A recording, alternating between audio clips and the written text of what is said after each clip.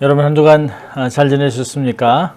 오늘 시편 산책 8번째로 시편 8편을 봉독해 드립니다. 하나님의 말씀입니다. 여호와 우리 주여, 주의 이름이 온 땅에 어찌 그리 아름다운지요. 주의 영광을 하늘 위에 두셨나이다. 주의 대적을 인하여 어린아이와 젖먹이의 입으로 말미암아 권능을 세우심이요. 이는 원수와 보수자로 잠잠케 하려 하심이니이다.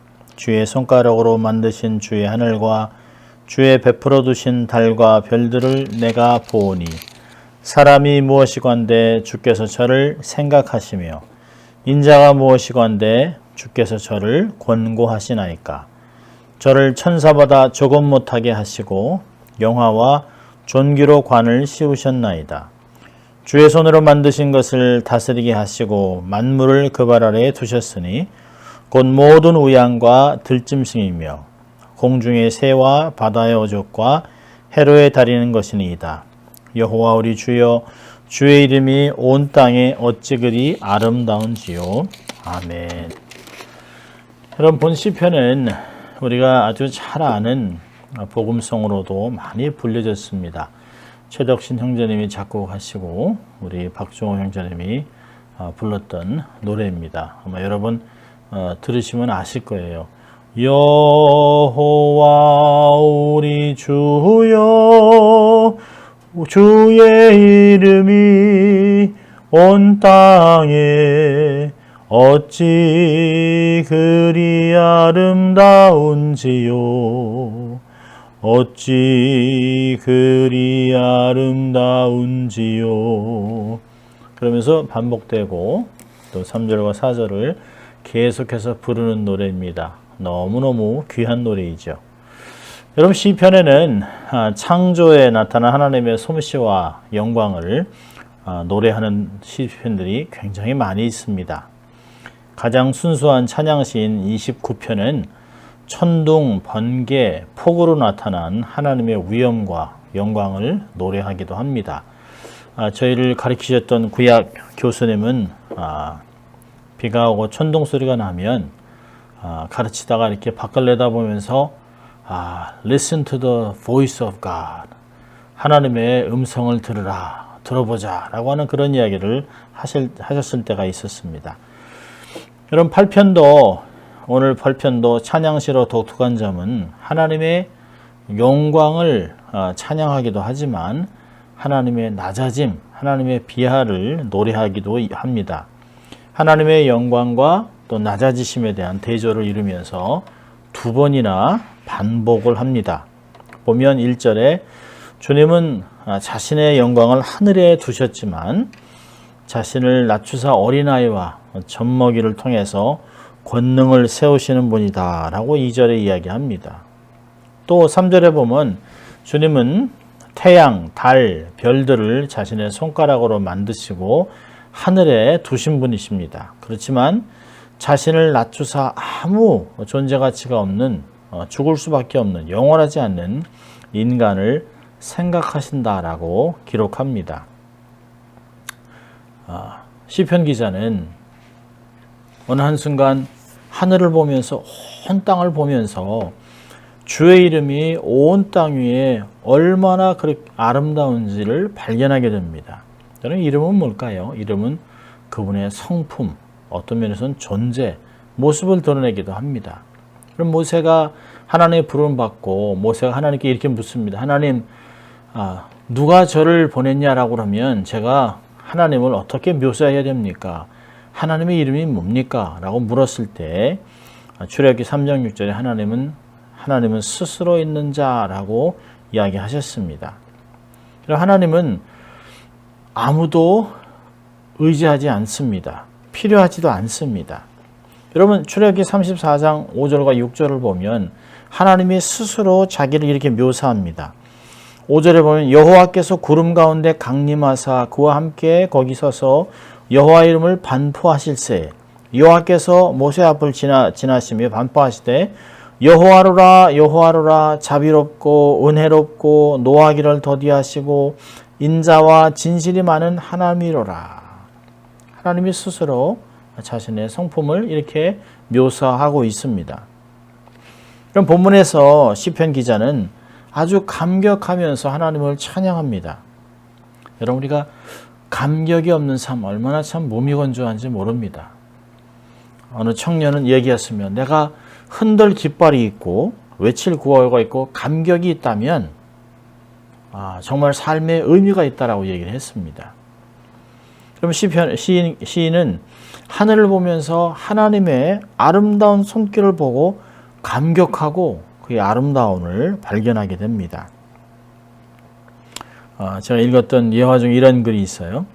아주 선머슴처럼 산 시골 처녀가 있었습니다. 또 사내들 속에서 같은 또래의 소녀를 보지 못하고 자랐기 때문에 자기가 아주 마치 남자인 줄 알고 살았습니다.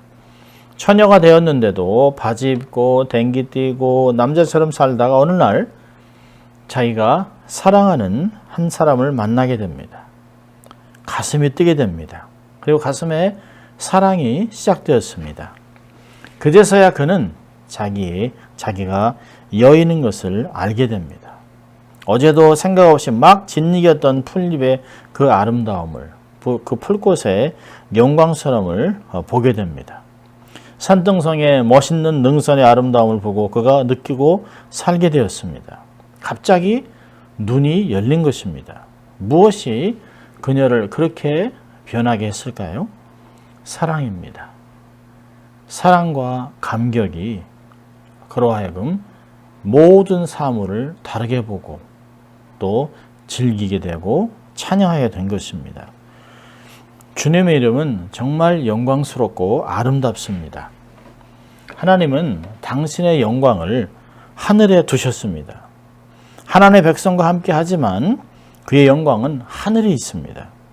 그래서 솔로몬은 열왕기상 8장 27절에 기도하면서 하나님이 참으로 땅에 거하시리이까 하늘과 하늘들의 하늘이라도 주를 용납하지 못하겠거든 하물며 내가 건축한 이 전이겠습니까? 라고 기도한 것을 볼 수 있습니다. 여러분 1절과 8절을 보면 반복합니다. 여호와 우리 주여 주의 이름이 온 땅에 어찌 그리 아름다운지요. 9절에도 여호와 우리 주여 주의 이름이 온 땅에 어찌 그리 아름다운지요. 마치 인생의 시작과 마침이 찬양으로 되어 있는 것 같습니다. 우리가 평생 감당해야 될 의무는 하나님을 찬양하는 것입니다. 왜냐하면 우리가 그렇게 부르심을 받았기 때문이죠. 이사야 43장 21절은 이 백성은 내가 나를 위하여 지었나니 나의 찬송을 부르게 하려 함이니라. 하나님이 지금도 찾으시는 사람은 신령과 진정으로 하나님을 예배하고 경배하는 자를 찾는다라고 요한복음 4장 23절 24절은 이야기하고 있습니다. 우리가 하나님을 찬양해야 되는 이유는 하나님이 부르셨기 때문이에요. 또 만물을 하나님이 창조하셨기 때문입니다. 하나님이 만물을 완벽하게 다스리기 때문입니다.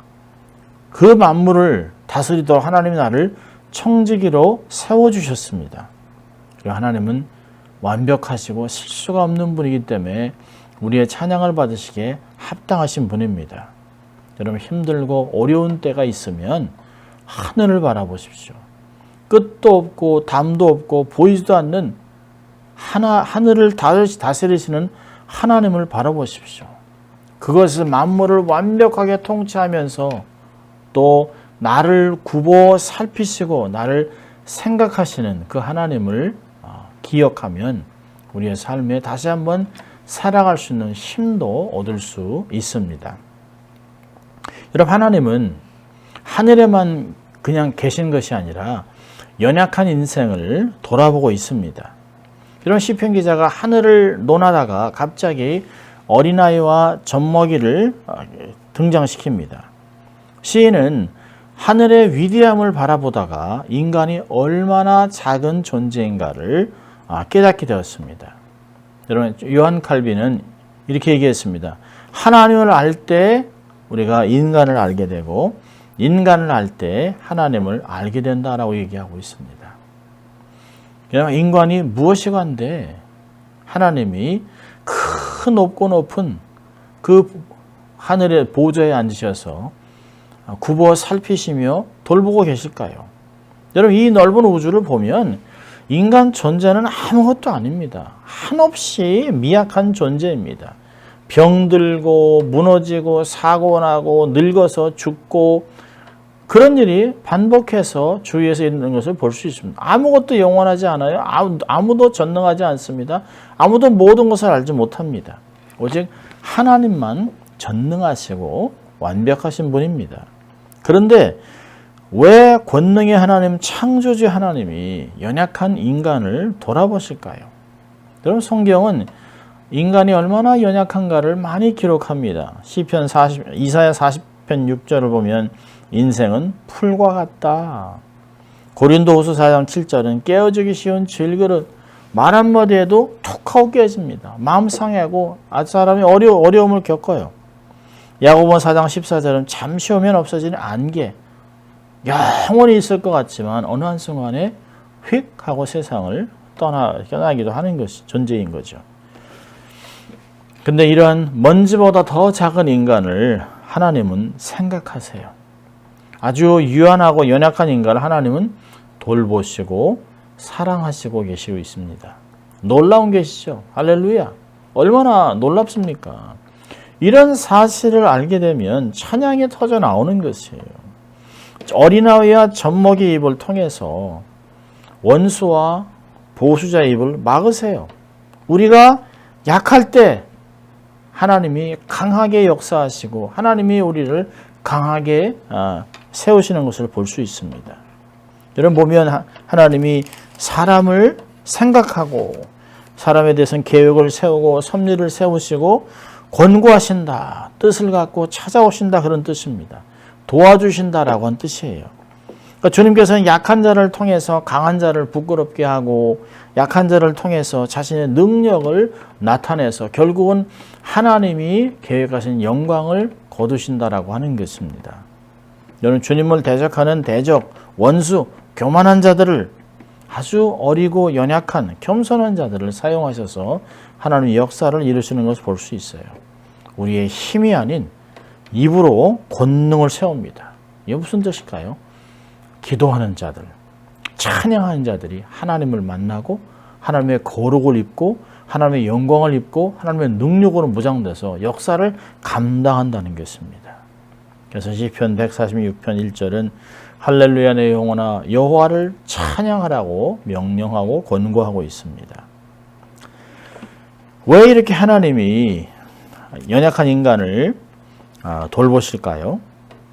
그 인간의 존재 때문에 그렇습니다. 5절부터 8절까지 보면 인간은 아주 존엄한 존재예요. 하나님보다 조금 못하게 창조하셨습니다. 5절에 보면 저를 천사보다, 하지만 이 천사라고 하는 단어는 그 히브리어로 엘로힘입니다. 하나님입니다. 하나님보다 조금 못하게 창조하셨어요. 그러니까 천사보다 조금 못한 것이 아닙니다. 하나님보다 조금 못한 것이에요. 하나님의 관심이 내게 있습니다. 여러분, 천사는 우리가 숭배할 대상이 아니에요. 우리가 부리는 영이라고 히브리서 1장은 이야기하고 있습니다. 천사는 절대로 우리가 숭배의 대상이 아닙니다. 하나님이 당신의 형상을 가지고 있는 인간을 도우라고 두신 존재들입니다. 또 5절에 보면 하나님이 이 연약한 인간을 영화와 존귀로 관을 씌우셨습니다. 영광과 존귀로 관을 씌웠다는 것은 왕관을 부여했다는 것, 코로네이션입니다. 권위와 권세를 부여하고 왕자와 공주로 삶을 살아갈 수 있는 권세를 주신 것입니다. 만조백관 앞에 당신의 자녀들을 권위자로 세우신 것입니다. 여러분, 요한복음 1장 12절에서 누구든지 하나님을 믿는 자는 하나님의 아들의 권세, 하나님의 자녀가 되는 권세를 주셨다라고 요한복음 1장 12절은 이야기합니다. 놀라운 권세를 주셨습니다. 그리고 하나님께서 전권을 맡기셨어요. 문화명령을 하셨습니다. 창세기 1장 28절 보면 하나님이 아담과 이브 그들에게 복을 주시며 하나님이 그들에게 이르시되 생육하고 번성하여 땅에 충만하라. 땅을 정복하라. 바다의 물고기와 하늘의 새와 땅에 움직이는 모든 생물을 다스리라고 하셨습니다. 하나님이 모든 만물을 다스리는 그런 권세를 주셨습니다. 생육, 번성, 충만, 정복, 다스림 이런 모든 것을 하나님이 당신의 형상 갖고 있는 사람에게 맡기셨다는 것입니다. 여러분 보세요. 만물을 그 발 아래 두셨습니다. 그러니까 모든 우양, 들짐승, 공중의 새, 바다의 어족, 해로에 다니는 모든 것 하나님을 대신해서 만물을 통치하는 대리자로 삼으셨습니다. 놀라운 것입니다. 동물을 다스림으로 문화가 점점 발전해 갔습니다. 하나님 주시는 인사이트, 지혜와 이런 인사이트, 포사이트 이런 것을 가지고 육축을 다스리고 또 사회를 계속 개발하고 발전시켜 나가는 것이 하나님의 역사입니다. 창세기 2장 15절을 보면 이것이 시작됐어요.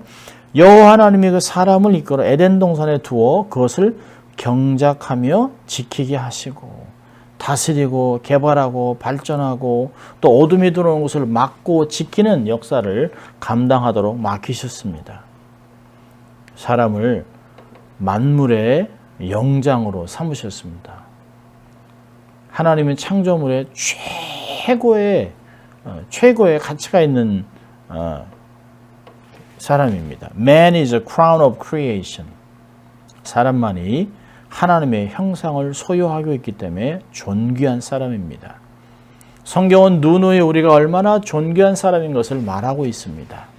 절대로 세상이 얘기하는 사람이 얘기하는 사단이 주는 거짓의 말에 스스로 속아 낙심하고 좌절하고 안타까워하고 극단적인 결정을 해서는 절대로 안 되는 것입니다. 우리가 많은 것이 부족하고 연약하다 할지라도 하나님은 우리에 대해서 기대감을 갖고 모든 사람에게 하나님의 놀라운 영광을 거두시기 위해서 많은 계획들을 세우는 것을 볼 수 있습니다. 하나님이 나보다 나를 더 잘 알고 계시고 나보다 더한 꿈을 갖고 계시고 나를 통해 받을 영광을 계획하고 계시기 때문에 나는 주를 위해 그것을 깨닫고 최선의 삶을 살아가야 하는 것입니다. 하나님은 만물을 우리를 위하여 창조해 놓으셨습니다. 기억하십시오. 하나님의 관심은 바로 나에게 있습니다. 만물이 아닙니다. 하나님은 나를 귀하게 보시고 나를 통해 역사하기 원하시는 것입니다. 하나님의 사랑에 대한 감격을 갖고 사십시오. 그러면 입에서 찬송이 터져 나올 것입니다. 일평생 찬양으로 가득 찬 찬양으로 세상을 깨우는 그런 삶을 사시기를 주의 이름으로 축원합니다. 기도하겠습니다. 하나님 아버지 감사합니다. 주의 이름을 생각하고 만물을 바라보면 하늘을 우러러보면 온 땅 위에 놀라우신 아름다운 주의 이름이 기억나고 하나님을 생각하게 됩니다. 하나님 감사함으로 삶을 살게 하시고 하나님께 초점을 맞추고 일평생 살아가며 하나님을 영화롭게 하고 찬양으로 가득 찬 인생 될 수 있도록 주님 축복하여 주시옵소서. 감사하고 예수님 이름으로 기도합니다. 아멘. 한 주간도 온 땅 위에 아름다우신 주의 이름을 찬양하며 살아가는 여러분 될 수 있기를 주의 이름으로 축원합니다. 사랑합니다. 한 주간 승리하시기 바랍니다.